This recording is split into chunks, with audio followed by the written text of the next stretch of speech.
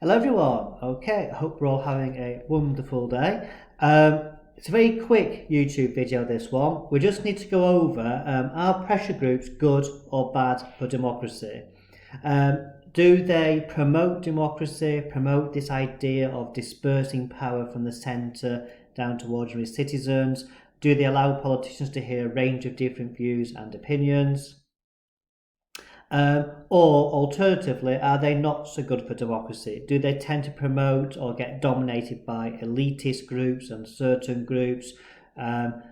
These are the sorts of arguments that we need to have a look at. Because again, this type of thing can be on the exam. It used to be quite popular on the old exam, to what extent do pressure groups promote pluralistic democracy, or do they hinder democracy, etc., etc.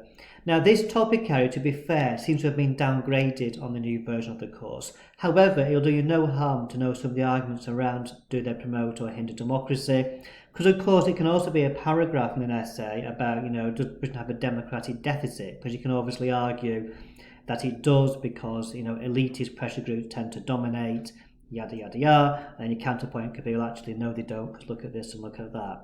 So you can fit into that type of essay anyhow.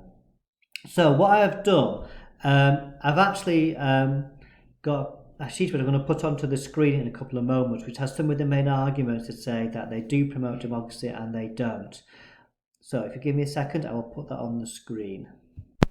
Okay, so here we can see some of the arguments that say that pressure groups are good or bad for democracy, or they promote democracy. So we've got top left, pressure groups allow the concerns and interests of different groups to be heard. Some groups may encourage or use illegal tactics. They encourage and promote people to become involved, help to educate people. Pressure groups are not directly accountable, can be hyper-pluralism, i.e. too much information can be given to decision makers, which can lead to confusion. They encourage pluralism, they provide expertise, encourage elitism, some have got more influence than others. They can ensure minority interests get heard. Most pressure groups do not have democratically elected leaderships. Pressure groups often only have an interest in their particular field, and therefore, they don't take on board the broader perspective, and therefore, what might be good for one area might not be good for others. I suppose on here you can have some extra arguments if you like around what we're talking about lobbying as well, if you like, which I could and perhaps should put on here as well.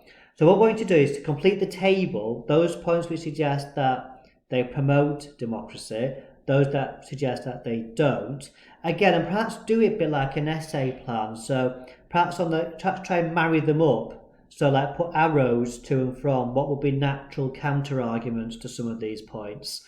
As possibly one way of doing it. I also suggest that rather than just writing down these arguments, have a think about them and then perhaps write in a different colour any examples you have. Because again, for AO1 and into the AO2, you need these comparative examples.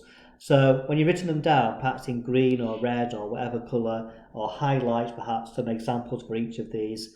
So again, you've got some real nice detailed notes there on that table. So if you get that done, that will be grand. So I suggest that you pause this so you can have a look at these different arguments, but hopefully I think most of them should be fairly self-explanatory.